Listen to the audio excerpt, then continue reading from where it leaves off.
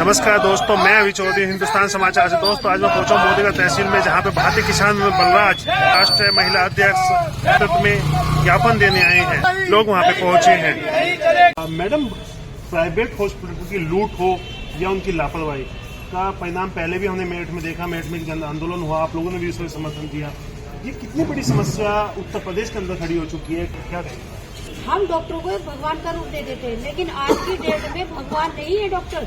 Doctor जल्लाद बन चुके हैं। एक ये अकेला बच्चा था जिसके बाप भी नहीं है, एक बूढ़ी माँ है और इसकी दो छोटी छोटी बेटी हैं, एक 2 साल की है, एक 1 साल की है। आप बताइए ये बच्चा कैसे उस बेटी को पाल पाएगा? तो मेरा कहने का मतलब ये है कि इन डॉक्टरों को, जल्लादों को हम चाहेंगे कि इनका लाइसेंस निरस्त हो, और हम ये चाहते हैं कि जितने भी इनमें डॉक्टर ये पाए गए हैं, लिप्त पाए गए हैं, जिन्होंने बिना जांच के वहाँ पर ऑपरेशन कर दिया जाता है, उनको जेल की सलाखों के पीछे होना चाहिए।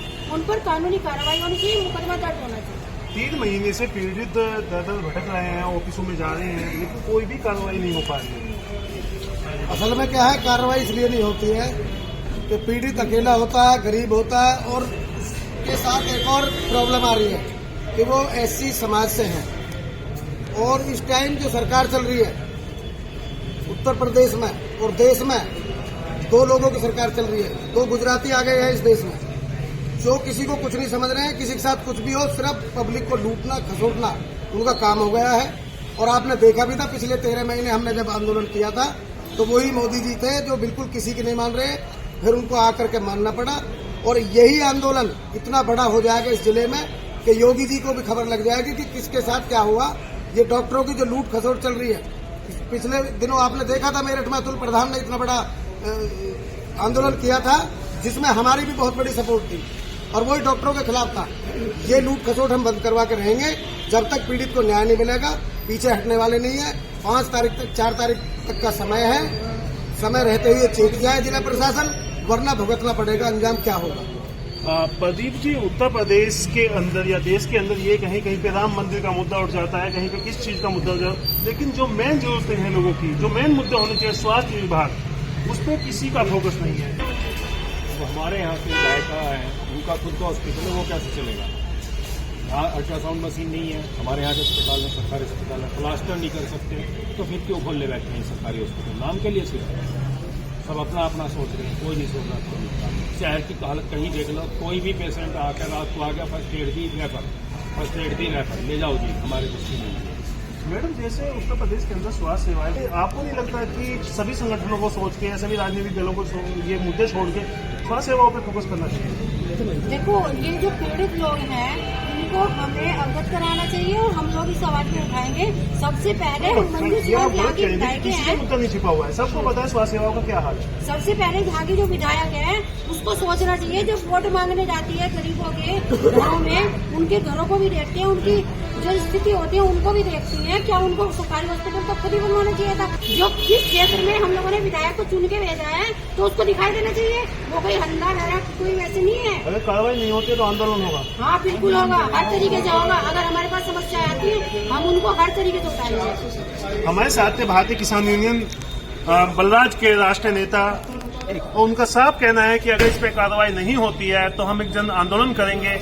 और प्रियदर्शी हॉस्पिटल की उन्होंने सीधी मांग की है कि इसको निरस्त किया जाए, इनका लाइसेंस निरस्त किया जाए, इनको गिरफ्तार किया जाए, इन पर केस चले। जिसमें पीड़ित अंकित जी हमारे साथ हैं, वो बताएंगे क्या समस्या है।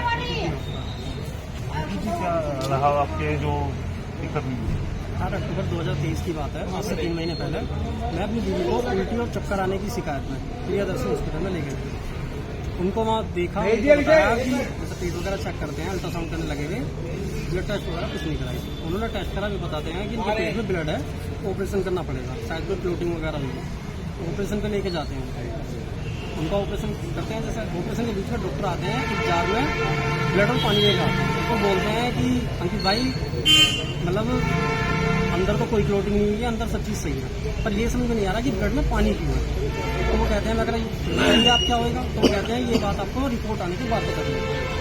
तो उनकी रिपोर्ट कराते हैं, रिपोर्ट में आता है डेंगू एनेफेलिस पॉजिटिव, मतलब उनके अंदर कोई क्लोटिंग नहीं थी, कोई ऑपरेशन की जरूरत नहीं थी। अगर पहले रिपोर्ट होती तो डेंगू एनेफेलिस पॉजिटिव आता, मतलब जो भी उनकी बॉडी रिकवर कर जाती है अगर उनका ऑपरेशन ना किया। डॉक्टर की सीधी लापरवाही नहीं, सीधी लापरवाही। ऑपरेशन के 5 मिनट बाद उन्होंने आंख वगैरह खुलवा के दिखाई, मतलब तो मैं बोली मतलब कि हाँ ठीक हूँ मैं, उनको लेके आईसीयू में। उसके बाद में डॉक्टर साहब आते हैं और बोलते हैं कि मतलब लेटी है, उनकी नसें सी टूट गई, अब इनको वेंटिलेटर में लेना पड़ेगा। उनको रात को 3-4 घंटे बाद तक देखा गया और 3-4 बजे के करीब उनको वेंटिलेटर पर ले गए। और वेंटिलेटर के बाद उनकी हमारे से ना तो कभी कोई बात हुई, बस यही था इलाज चल रहा है, पूरे दिन प्लेट आ रही है। तो इलाज के दौरान सतीश त्यागी या सरिता त्यागी जी मौजूद थी? सब मौजूद थे, पर सतीश त्यागी ने ये केस अपने हाथ में पकड़ा ही नहीं, मतलब पकड़ने का मतलब ऐसे नहीं, वे आए ही, उनके बेटे ने, उनकी बीवी ने, बेटे की बीवी और उनकी मम्मी है सरिता त्यागी ने, तीनों नहीं था। डॉक्टर सतीश त्यागी इसमें बिल्कुल भी भागीदार नहीं, बिल्कुल भी ना उन्होंने केसेस देखा था, ना उन्होंने जानकारी थी।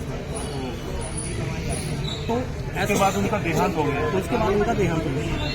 देहांत में उन्होंने लगभग 4 घंटे के अंदर ही 19 तारीख की रात को 40 यूनिट ब्लड चढ़ाई, प्लेट जो थी और ब्लड चढ़ाया, जिसकी वजह से आर के चैरिटेबल से ब्लड वगैरह सब रिपोर्ट है मेरे पास, बिल है उनके सभी से।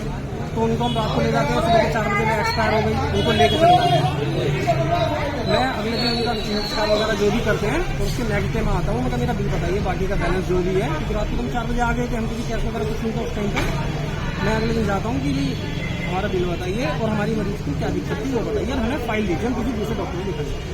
तो वहाँ के जो कंपाउंडर थे, नर्स वगैरह सभी जो थे, डॉक्टर साहब थे, उन्होंने साफ बोल दिया कि हम आपको फाइन देंगे। डॉक्टर साहब जो बड़े डॉक्टर साहब हैं, उन्होंने आपका 80,000 रुपये बिल माफ़ कर दिया है, लगभग 80-85 हज़ार जो भी बिल था, मुझे पता भी नहीं कि वो माफ़ कर दिया, पर हम आपको फाइन दें। मैं 5 दिन बाद उन्होंने दोबारा बुलाया कि एक बार आपके डॉक्टर साहब से बात करें। मैं 5 दिन बाद जाता हूँ, उन्होंने 5 दिन बाद भी फाइन देने से मना कर दिया। मैं उसके 15 दिन बाद जाता हूँ, 15 दिन की फाइन देने से मना कर दिया। इस दौरान मरीज की मौत होगी। मरीज की मौत होगी। मैं पूरे 1.5 महीने बाद जाता हूँ, सतीश त्यागी से बात करता हूँ, डायरेक्ट जाकर उनके रूम में जाकर मैं सतीश त्यागी से बोलता हूँ कि डॉक्टर साहब मेरे को मतलब मेरी फाइन चाहिए। ये कहते हैं कि हम किसी को फाइन नहीं देते।